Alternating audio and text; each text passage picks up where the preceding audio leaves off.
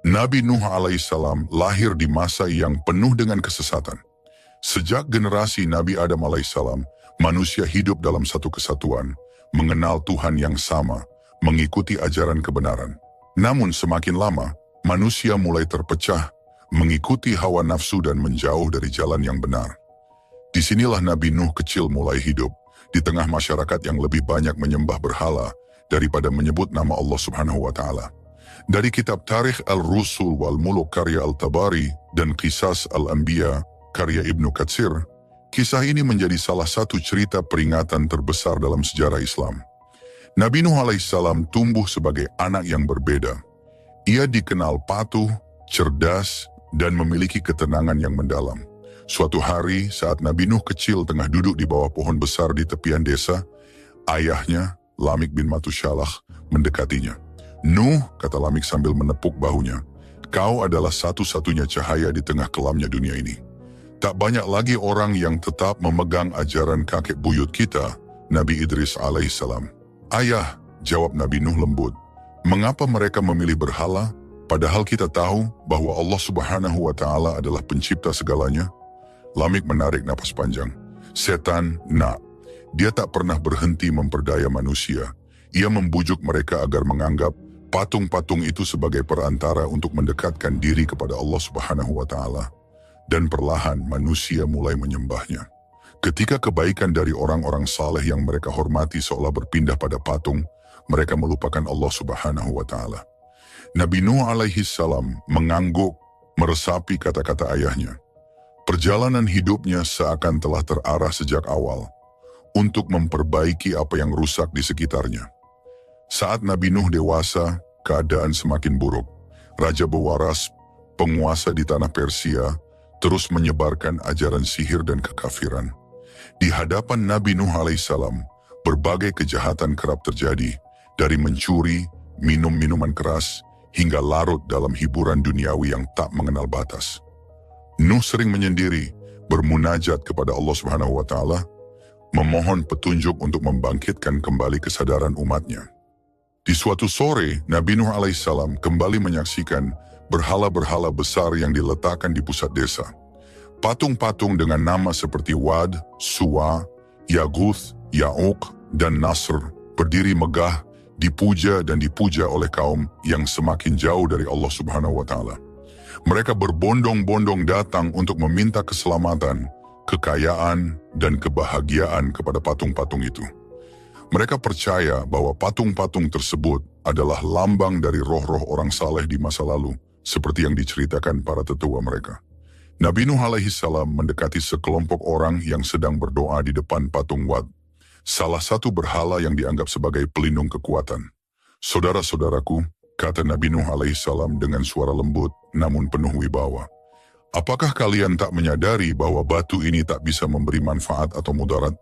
Salah satu pria menoleh menatap Nabi Nuh dengan mata tajam. "Kau tak paham, Nuh," katanya.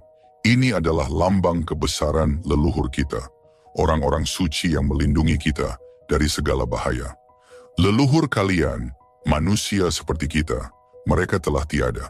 Namun Tuhan kita, Allah Subhanahu wa Ta'ala, tetap ada, melihat dan mendengar kita. Mengapa kalian berpaling darinya?" Nabi Nuh alaihissalam mencoba meyakinkan mereka. Namun orang-orang itu berpaling, meninggalkan Nabi Nuh alaihissalam sendirian. Hatinya pedih melihat kedegilan mereka. Namun keyakinannya pada kekuasaan Allah Subhanahu wa Ta'ala tetap kokoh. Kembali ke rumah Nabi Nuh alaihissalam, bertemu ibunya yang juga menyaksikan kegalauan di wajahnya. "Nuh anakku," sang ibu memeluknya, "kau terlihat semakin berat memikul beban ini. Ketahuilah aku selalu mendoakanmu agar Allah Subhanahu wa Ta'ala memberi petunjuk." "Aku hanya ingin mereka mengerti, Bu," jawab Nabi Nuh alaihissalam sambil menghela napas. "Mengapa begitu sulit bagi mereka untuk meninggalkan batu-batu yang tak bisa berbicara, tak bisa mendengar? Bukankah Allah telah memberi kita akal untuk memahami siapa yang benar-benar pantas disembah?" Ibu Nuh tersenyum lembut, mengusap punggungnya. "Tidak semua hati semudah itu terbuka untuk kebenaran, nak. Kadang Allah Subhanahu wa Ta'ala menguji seseorang dengan memberi mereka pilihan untuk menemukan jalan yang benar, dan sebagian dari mereka tersesat karena memilih yang salah."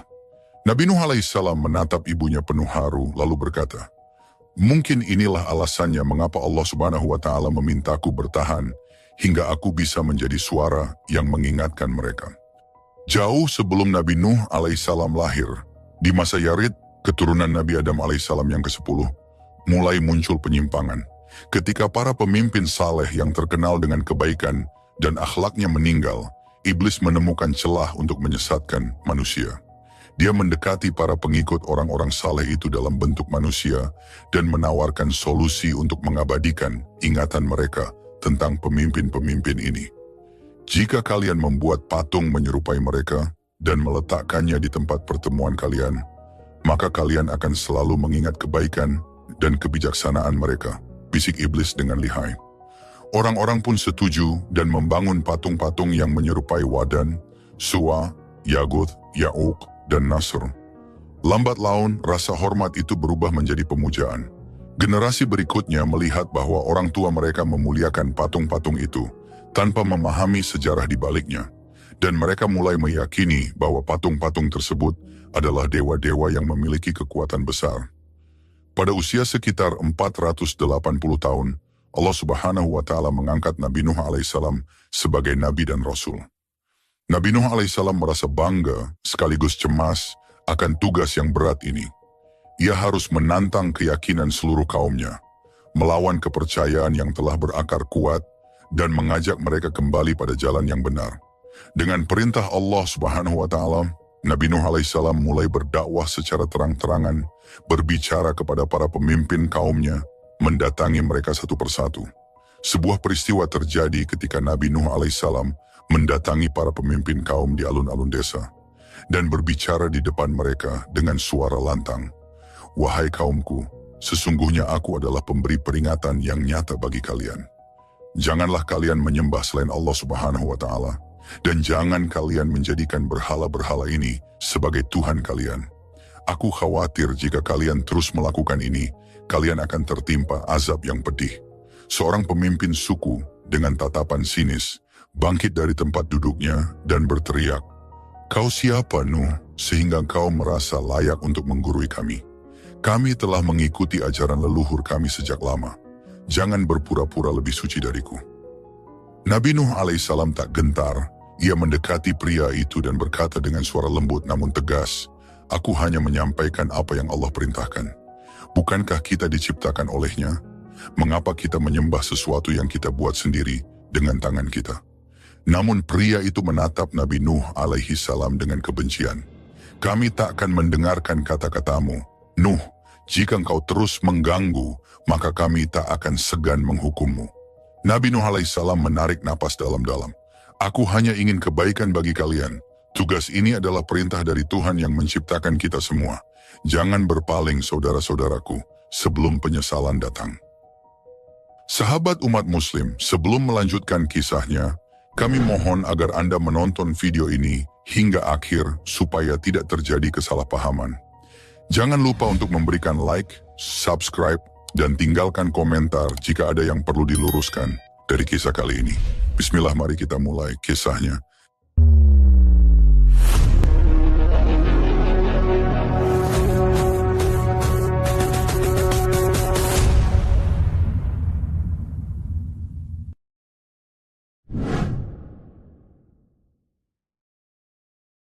Nabi Nuh alaihissalam adalah nabi ketiga sesudah Nabi Adam, Nabi Syits, dan Nabi Idris, dan keturunan ke-9 dari Nabi Adam alaihissalam.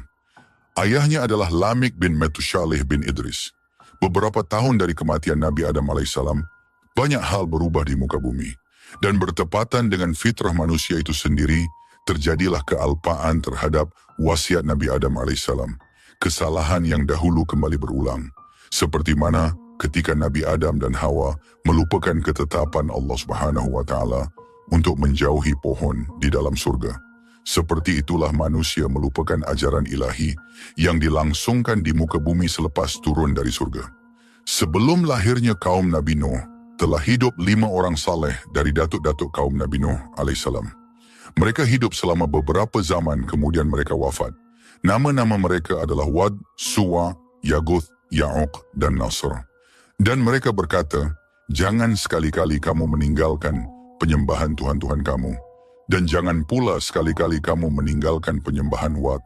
Dan jangan pula Suwa, Yaguts, Ya'uq, dan Nasra. Surah Nuh ayat 23. Setelah kematian mereka, orang-orang membuat patung-patung dari mereka dalam rangka menghormati mereka dan sebagai peringatan terhadap mereka. Kemudian berlalulah waktu, lalu orang-orang yang memahat patung itu mati. Lalu datanglah anak-anak mereka, kemudian anak-anak itu mati, dan datanglah cucu-cucu mereka. Kemudian timbullah berbagai dongeng dan khurafat yang membelenggu akal manusia, di mana disebutkan bahwa patung-patung itu memiliki kekuatan khusus. Dalam situasi seperti ini, Allah Subhanahu wa Ta'ala mengutus Nabi Nuh untuk membawa ajaran ilahi kepada kaumnya. Nabi Nuh adalah seorang hamba yang akalnya tidak terpengaruh oleh keadaan sekeliling yang menyembah selain Allah Subhanahu wa Ta'ala. Allah memilih hambanya Nuh dan mengutusnya di tengah-tengah kaumnya.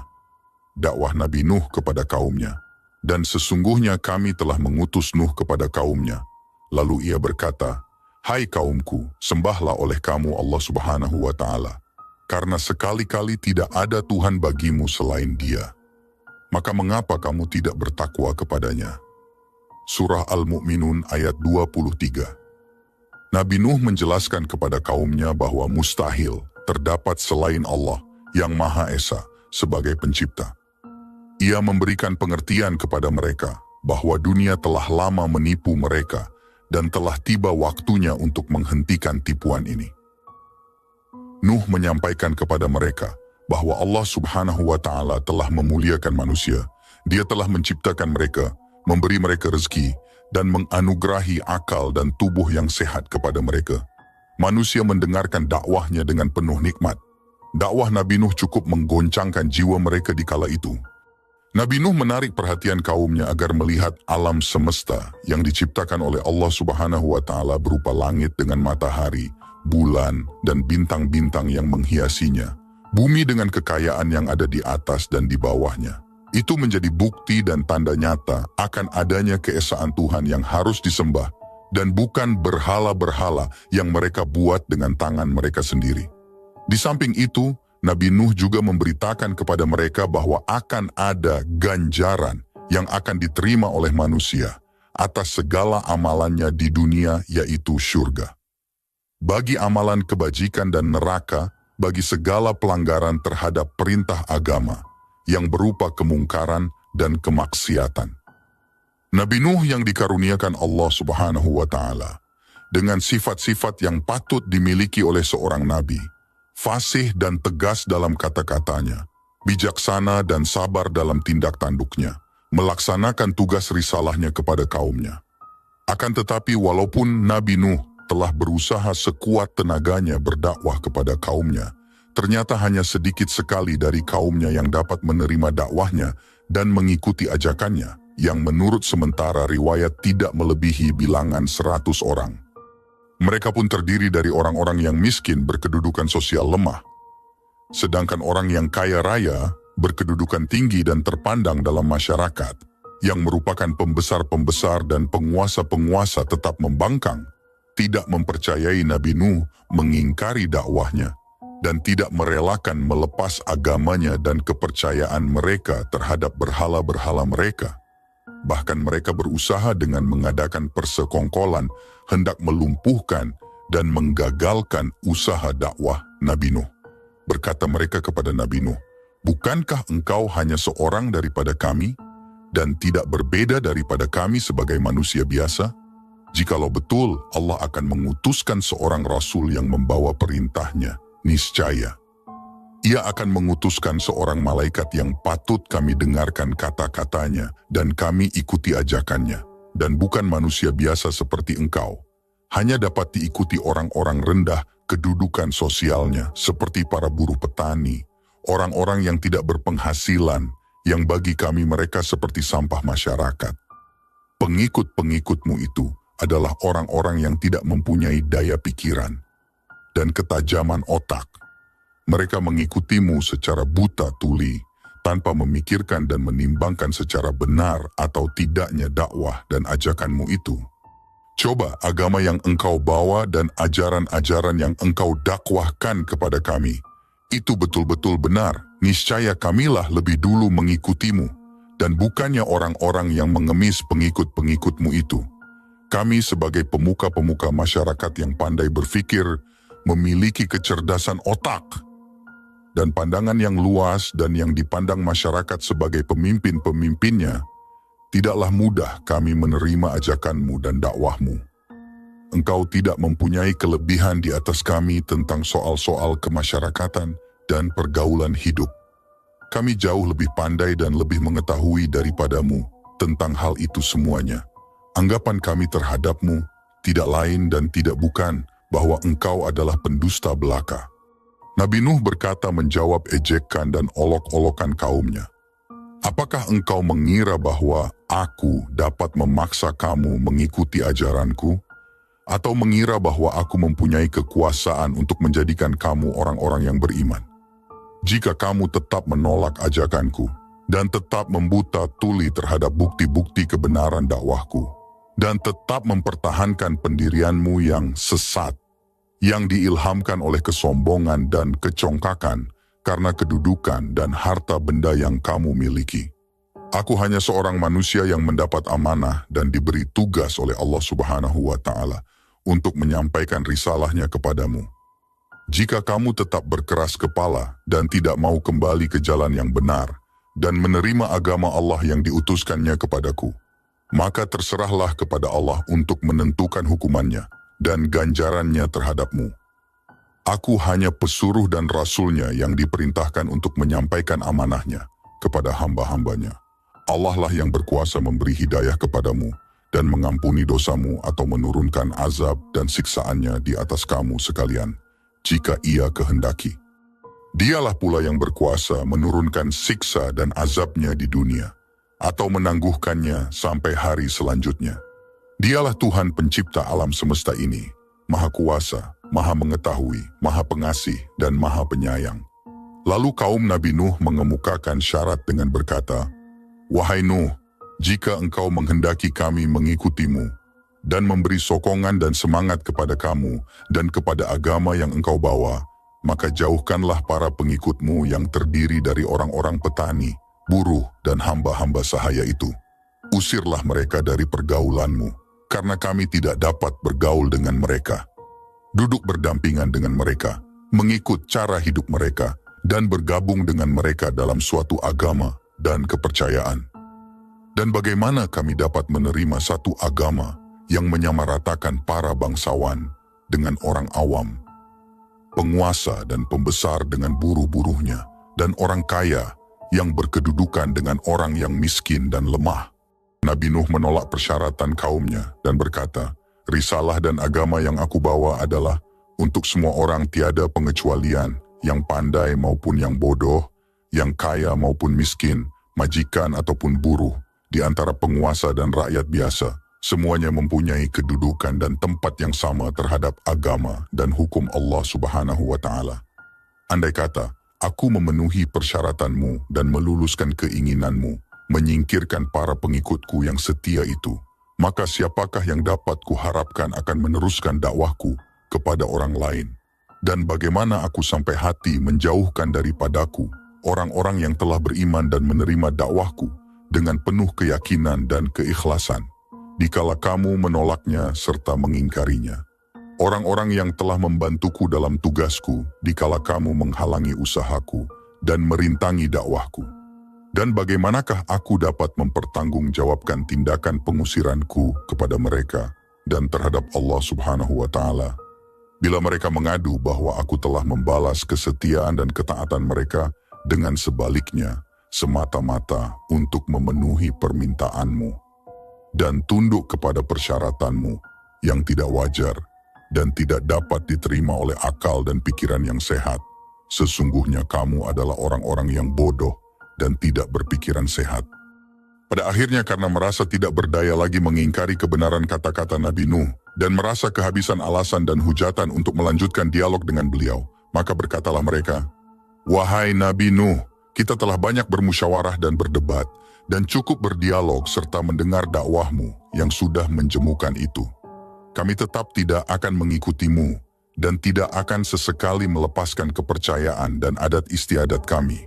Sehingga tidak ada gunanya lagi engkau mengulang-ulangi dakwah dan ajakanmu dan bersitegang lidah dengan kami. Datangkanlah apa yang engkau benar-benar orang yang menepati janji dan kata-katanya, karena kami masih tetap belum mempercayaimu dan tetap meragukan dakwahmu. Nabi Nuh berputus asa dari kaumnya. Nabi Nuh berada di tengah-tengah kaumnya selama 950 tahun, berdakwah menyampaikan risalah Tuhan. Nabi Nuh mengajak mereka meninggalkan penyembahan berhala dan kembali menyembah dan beribadah kepada Allah Subhanahu wa Ta'ala yang Maha Kuasa, memimpin mereka keluar dari jalan yang sesat dan gelap ke jalan yang benar dan terang. Mengajari mereka hukum-hukum syariat dan agama yang diwahyukan oleh Allah Subhanahu wa Ta'ala kepadanya. Mengangkat derajat manusia yang tertindas dan lemah ke tingkat yang sesuai dengan fitrah dan kodratnya. Nabi Nuh berusaha menghilangkan sifat-sifat sombong dan congkak yang melekat pada para pembesar kaumnya dan mendidik agar mereka berkasih sayang, tolong-menolong di antara sesama manusia. Akan tetapi dalam waktu yang cukup lama itu, Nabi Nuh tidak berhasil menyadarkan dan menarik kaumnya untuk mengikuti dan menerima dakwahnya, untuk beriman, bertauhid dan beribadat kepada Allah Subhanahu wa Ta'ala, kecuali sekelompok kecil kaumnya yang tidak mencapai 100 orang. Walaupun ia telah melakukan tugasnya dengan segala daya usahanya dan sekuat tenaganya dengan penuh kesabaran dan kesulitan menghadapi penghinaan, ejekan, dan cercaan makian kaumnya, karena ia mengharapkan akan datang masanya di mana kaumnya akan sadar diri dan datang mengakui kebenarannya dan kebenaran dakwahnya. Harapan Nabi Nuh akan kesadaran kaumnya ternyata makin hari makin berkurang, dan bahwa sinar iman dan takwa tidak akan menebus ke dalam hati mereka yang telah tertutup rapat oleh ajaran dan bisikan iblis. Lenyaplah sisa harapan Nabi Nuh dari kaumnya dan habislah kesabarannya.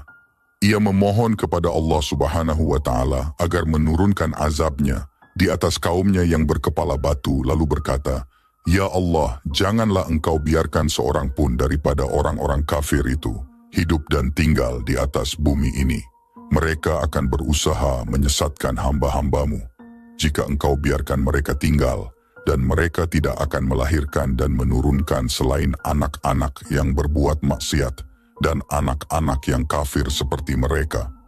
Lalu doa Nabi Nuh dikabulkan oleh Allah Subhanahu wa Ta'ala, dan permohonannya diluluskan dan tidak perlu lagi menghiraukan dan mempersoalkan kaumnya, karena mereka itu akan menerima hukuman Allah dengan mati tenggelam.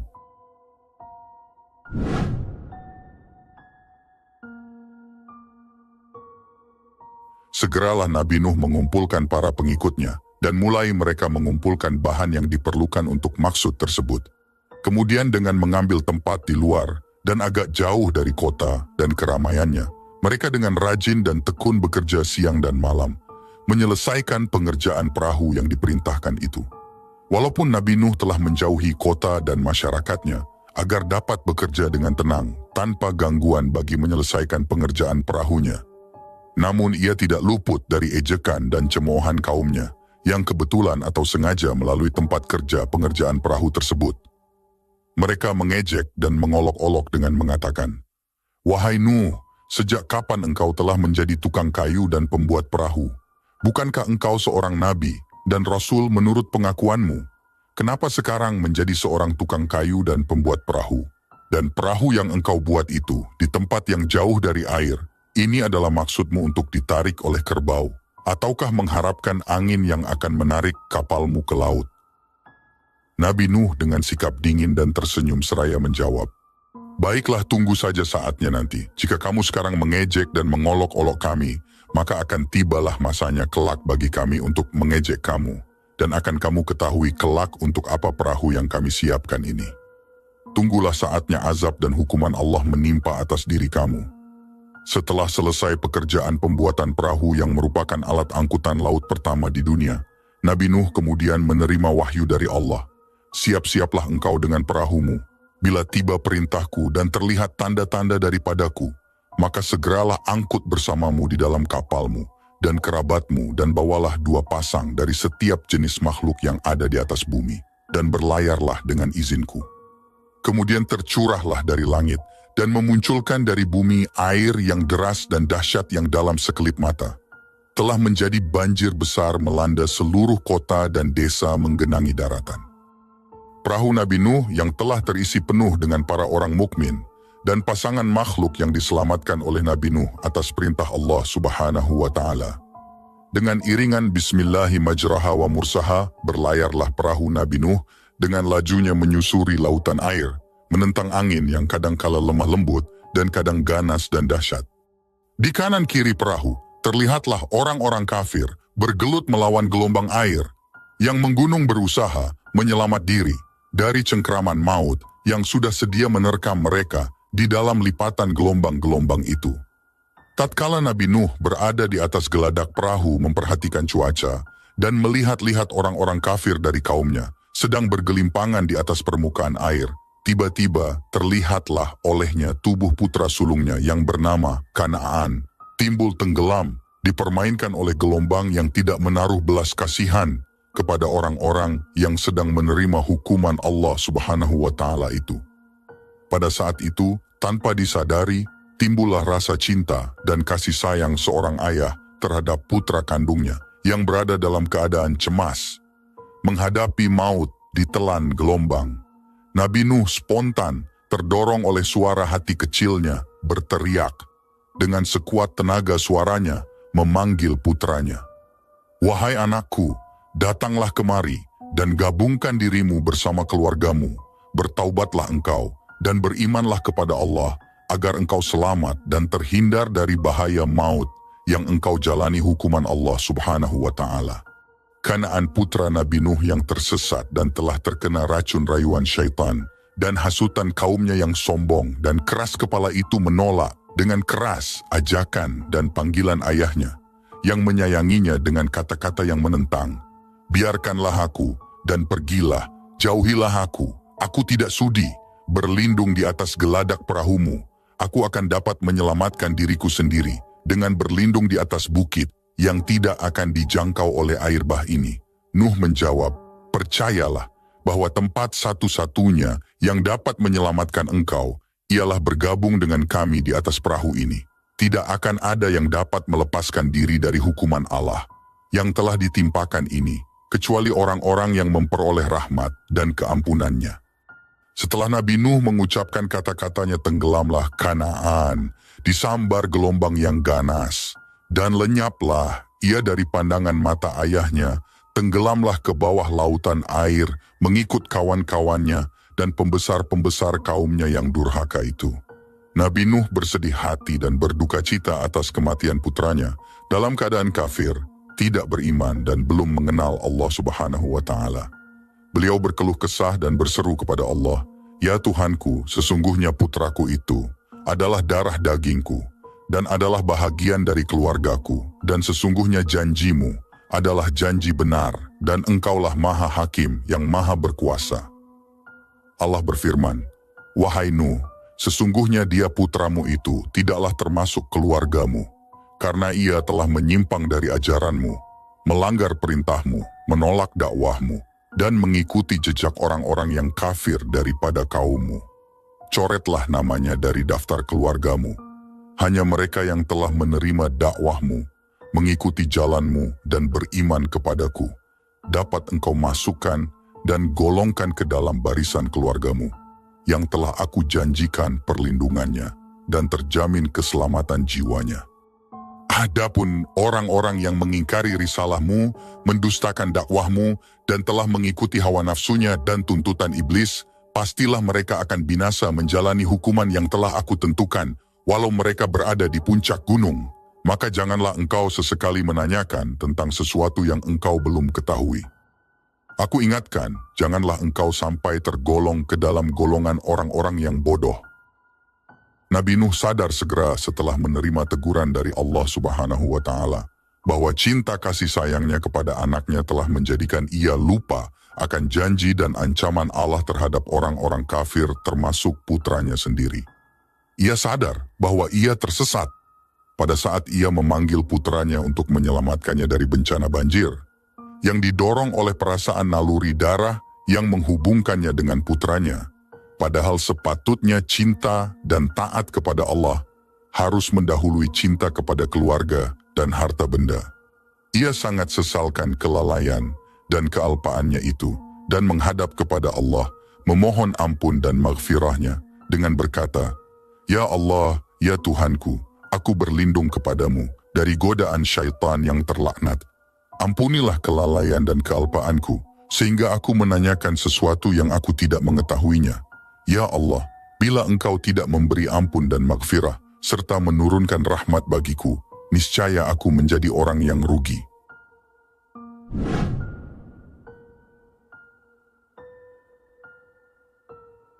Terdapat 2 orang istri Nabi yang diazab oleh Allah Subhanahu wa Ta'ala karena durhaka kepadanya. Salah satunya adalah istri Nabi Nuh alaihi salam. Lalu, bagaimanakah kisah istri Nabi Nuh yang durhaka itu? Disebutkan di dalam Al-Quran, istri Nabi Nuh dan Nabi Lut adalah 2 perempuan yang durhaka kepada Allah Subhanahu wa Ta'ala dan kepada suaminya. Tentu saja, mereka pasti mendapat azab darinya, meskipun menyandang gelar istri Nabi, sebab Allah Maha Adil. Allah Subhanahu wa Ta'ala berfirman dalam surah At-Tahrim ayat 10 yang berbunyi, yang artinya, Allah membuat perumpamaan bagi orang-orang yang kufur, yaitu istri Nuh dan istri Lut. Keduanya berada di bawah tanggung jawab 2 orang hamba yang saleh di antara hamba-hamba kami, lalu keduanya berkhianat kepada suami-suaminya. Mereka, kedua suami itu, tidak dapat membantunya sedikit pun dari siksaan Allah dan dikatakan kepada kedua istri itu, "Masuklah kamu berdua ke neraka bersama orang-orang yang masuk neraka." Harta yang dimiliki Nabi Nuh habis, digunakan untuk berdakwah di jalan Allah Subhanahu wa Ta'ala dan membantu orang-orang miskin. Beliau juga tidak mengharap apapun dari dakwah yang disebarkannya, sehingga tidak mungkin bagi beliau untuk mendapat penghasilan dari jihadnya itu. Kondisi ekonomi yang tidak stabil inilah yang kemudian memicu istri Nabi Nuh untuk berkhianat kepada beliau. Konon disebutkan bahwa pada saat rumah tangga yang tidak stabil itulah datang seorang nenek hendak menyogok istri Nabi Nuh. Nenek itu membawa setumpuk uang kepada istri Nabi Nuh dengan syarat dia bersedia menjadi mata-mata pemuka kaum Nabi Nuh yang durhaka. Ternyata nenek tadi adalah setan yang menyamar menjadi manusia. Istri Nabi Nuh yang durhaka ini tentu menerima dengan senang hati tawaran tersebut. Akhirnya ia pun menjadi pengkhianat yang melaporkan setiap aktivitas dakwah Nabi Nuh kepada orang-orang kafir. Terlebih lagi, istri Nabi Nuh juga berhasil mempengaruhi dan mendidik anaknya yang bernama Kan'an untuk juga turut durhaka kepada ayahnya. Usahanya untuk mengkafirkan anaknya yang lain, Sem, Ham, dan Yafits, gagal. Mereka tetap berada di jalan Allah Subhanahu wa Ta'ala. Setelah air bah itu mencapai puncak keganasannya dan habis binasalah kaum Nabi Nuh yang kafir dan zalim, sesuai dengan kehendak dan hukum Allah Subhanahu wa Ta'ala, surutlah lautan air diserap bumi. Kemudian berlabuhlah perahu Nuh di atas bukit Judi. Allah berkata kepada Nabi Nuh, "Turunlah wahai Nuh ke darat, engkau dan para mukmin yang menyertaimu, dengan selamat dilimpahi barakah dan inayah dari sisiku, bagimu dan bagi umat yang menyertaimu." Kisah Nabi Nuh dalam Al-Quran. Al-Quran menceritakan kisah Nabi Nuh dalam 43 ayat, dari 28 surah di antaranya. Surah Nuh dari ayat 1 hingga 28, juga dalam surah Hud ayat 27 hingga 48 yang mengisahkan dialog Nabi Nuh dengan kaumnya dan perintah pembuatan perahu serta keadaan banjir yang menimpa di atas mereka. Pengajaran dari kisah Nabi Nuh, bahwasanya hubungan antara manusia yang terjalin karena ikatan persamaan kepercayaan atau pemahaman akidah dan pendirian adalah lebih erat dan lebih berkesan daripada hubungan yang terjalin karena ikatan darah atau kelahiran. Kan'an, yang walaupun ia adalah anak kandung Nabi Nuh, oleh Allah Subhanahu wa Ta'ala dikeluarkan dari bilangan keluarga ayahnya karena ia menganut kepercayaan dan agama berlainan dengan apa yang dianut dan didakwahkan oleh ayahnya sendiri. Bahkan ia berada di pihak yang memusuhi dan menentangnya.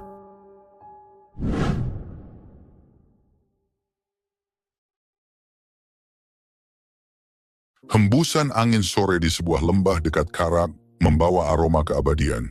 Nabi Nuh alaihissalam yang telah mengabdikan dirinya dalam dakwah selama hampir 1000 tahun, kini duduk di atas hamparan kain ditemani putra-putranya. Wajahnya penuh kedamaian, namun cahaya matanya mencerminkan kedalaman pengetahuan dan pengalaman yang luar biasa. Ia tahu waktunya di dunia sudah hampir habis dan pesan-pesan terakhir yang akan ia sampaikan akan menjadi warisan berharga untuk anak-anaknya dan seluruh keturunannya. Nabi Nuh alaihissalam memanggil putra-putranya dengan lembut, mengisyaratkan mereka untuk mendekat. Kedua anaknya, yang telah tumbuh dewasa di bawah bimbingan ayahnya, duduk dengan penuh khidmat di hadapan beliau. Nabi Nuh menghela napas panjang, seolah mengumpulkan semua hikmah yang telah dikumpulkan sepanjang hidupnya. Nabi Nuh berkata dengan suara yang tenang, tetapi syarat makna. Anak-anakku, saatku untuk meninggalkan dunia ini hampir tiba. Aku ingin kalian mendengarkan wasiatku dengan baik. Wasiat ini bukan hanya untuk kalian, tapi juga untuk generasi-generasi setelah kalian. Kedua putranya mengangguk dengan penuh perhatian. Mata mereka berkaca-kaca mendengar suara ayah yang mereka cintai. Nabi Nuh alaihissalam melanjutkan, Aku perintahkan kalian untuk melakukan 2 perkara dan melarang kalian dari 2 perkara lainnya. Dengarkan ini dengan hati yang terbuka. Dia berhenti sejenak, menatap dalam-dalam ke mata kedua putranya, seolah menegaskan bahwa apa yang akan dia katakan adalah mutiara yang tak ternilai. Pertama, aku melarang kalian mempersekutukan Allah, ucap Nabi Nuh, suaranya menjadi lebih serius. Karena tidak ada dosa yang lebih besar di sisinya. Allah itu Maha Esa dan mempersekutukannya hanya akan membawa kehancuran dan penderitaan. Putra sulungnya mengangguk, sementara air mata sudah tampak menggenang di matanya. Ia sadar betapa berat dosa syirik dalam agama mereka. Yang kedua, lanjut Nabi Nuh, Aku melarang kalian dari kesombongan. Takabur hanya akan menjauhkan hati kita dari rahmat Allah Subhanahu wa Ta'ala. Jadilah hamba yang rendah hati, anak-anakku. Mereka menundukkan kepala, menerima setiap kata yang diucapkan dengan penuh perasaan. Dan aku perintahkan kalian untuk membaca kalimah La ilaha illallah. Lanjut Nabi Nuh. Suaranya kini lebih lembut namun penuh ketegasan. Karena kalimah ini lebih berat daripada seluruh langit dan bumi jika diletakkan di timbangan. Bahkan jika langit dan bumi dijadikan satu dan diletakkan bersama kalimah ini, kalimah itu akan memotongnya dan membelahnya. Kedua putranya tercengang mendengar penjelasan itu. Nabi Nuh tersenyum melihat kekaguman di wajah mereka, lalu ia melanjutkan, Aku juga perintahkan kalian untuk selalu membaca Subhanallah wa bihamdihi. Katanya, karena kalimat ini adalah doa yang membuat seluruh makhluk mendapat rezeki. Jangan pernah abaikan zikir ini anak-anakku, sebab itulah yang akan menjadi perisai dan sumber kekuatan bagi kalian. Nabi Nuh alaihissalam menarik napas panjang, lalu menasihati kedua putranya dengan kata-kata yang penuh hikmah. Peliharalah ibadah kalian kepada Allah Subhanahu wa Ta'ala, dan Dia akan memelihara kalian. Ketika kalian meminta, mintalah hanya kepada Allah Subhanahu wa Ta'ala. Ketahuilah bahwa seandainya seluruh bangsa berkumpul untuk menimpakan keburukan kepada kalian tanpa kehendak Allah Subhanahu wa Ta'ala, mereka tak akan mampu melakukannya. Sebaliknya, jika mereka ingin memberikan manfaat tanpa kehendaknya, mereka tak akan berhasil. Semua yang terjadi adalah atas ketetapannya. Kedua putranya menahan napas, menyadari betapa dalam dan luasnya pemahaman ayah mereka tentang kehidupan dan keimanan. Beramallah dengan sebaik-baiknya sebagai ungkapan rasa syukur. Ingatlah bahwa kesabaran dalam menghadapi apa yang tak kalian sukai mengandung kebaikan yang besar. Pertolongan Allah Subhanahu wa Ta'ala datang bersama kesabaran, dan sesudah kesulitan pasti ada kemudahan. Ayah, kami akan selalu ingat wasiatmu, ucap putra bungsu Nabi Nuh alaihissalam. Suaranya bergetar. Kami tak akan mengabaikan nasihat ini.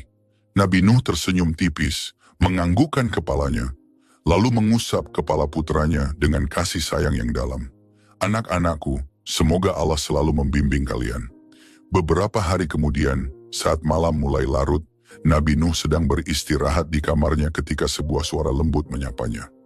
Assalamualaikum, ya Nabi Allah. Nabi Nuh terbangun dan jantungnya berdegup kencang. Di hadapannya berdiri sosok berwibawa dengan aura kedamaian, malaikat maut. Waalaikumsalam, jawab Nabi Nuh pelan, matanya menatap penuh tanya. Siapakah engkau, wahai sosok yang datang tanpa suara? Malaikat maut tersenyum dan berkata, aku adalah malaikat maut, datang untuk mencabut nyawamu, wahai Nabi Allah. Mendengar itu, bibir Nabi Nuh bergetar, dan ia merasa tubuhnya menggigil. Tak disangkanya akhirnya ia bertemu dengan utusan yang akan membawanya kembali kepada Sang Pencipta. Apakah engkau masih mencintai dunia ini, wahai Nuh Nabi Allah? Tanya malaikat maut, melihat Nabi Nuh yang tampak gelisah. Nabi Nuh menggeleng pelan, lalu tersenyum pahit. Sesungguhnya aku menemukan dunia ini hanya seperti rumah yang mempunyai dua pintu. Aku masuk dari satu pintu, dan aku keluar dari pintu yang lainnya. Betapa singkat dan cepat berlalu, malaikat maut mengangguk, lalu mengeluarkan sebuah gelas dari surga yang berisi minuman. Minumlah ini, katanya lembut, agar rasa takutmu hilang dan hatimu tentram. Dengan tangan yang bergetar, Nabi Nuh menerima gelas itu dan meminumnya. Begitu air surga itu mengalir di tenggorokannya, kedamaian melingkupi dirinya. Perlahan-lahan ia terkulai, dan dalam ketenangan, Nabi Nuh menghembuskan nafas terakhirnya. Kedua putra Nabi Nuh alaihissalam datang segera setelah mendengar kabar duka. Dengan penuh bakti, mereka memandikan jenazah ayah mereka, mengafaninya, dan mensalatkannya dengan air mata yang tak henti mengalir. Setiap tahapan dilakukan dengan penuh hormat dan cinta, mengenang setiap ajaran dan petuah yang telah diberikan oleh ayah mereka selama ini. Di suatu pagi yang cerah, mereka mengantar jenazah Nabi Nuh alaihissalam ke tempat peristirahatan terakhir di sebuah lembah. Di tempat itu, mata air mengalir tenang, seolah ikut meratapi kepergian salah satu hamba Allah yang paling setia. Wasiat Nabi Nuh alaihissalam kepada putranya terus hidup, diteruskan dari generasi ke generasi sebagai pelita bagi hati yang merindukan petunjuk. Kekuatan kalimat La ilaha illallah menjadi tonggak yang memperkokoh iman setiap jiwa yang mengikuti jejaknya. Hingga kini, kisahnya tetap abadi, mengajarkan bahwa dunia hanyalah sementara dan kesabaran, tawakal, serta keimanan adalah kunci dari setiap perjalanan hidup manusia. Demikianlah kisah perjalanan hidup Nabi Nuh alaihissalam, seorang hamba yang penuh ketabahan dan kesabaran dalam menghadapi ujian dari Allah. Perjuangannya mengajak umatnya kembali ke jalan yang benar, dan perjuangannya menghadapi banjir besar adalah teladan yang tak ternilai. Meski sebagian besar kaumnya menolak, Nabi Nuh alaihissalam tetap setia pada perintah Allah Subhanahu wa Ta'ala hingga akhir hayatnya. Kisah ini mengajarkan kepada kita arti pentingnya keteguhan iman, ketulusan dalam dakwah, serta pentingnya bersabar di tengah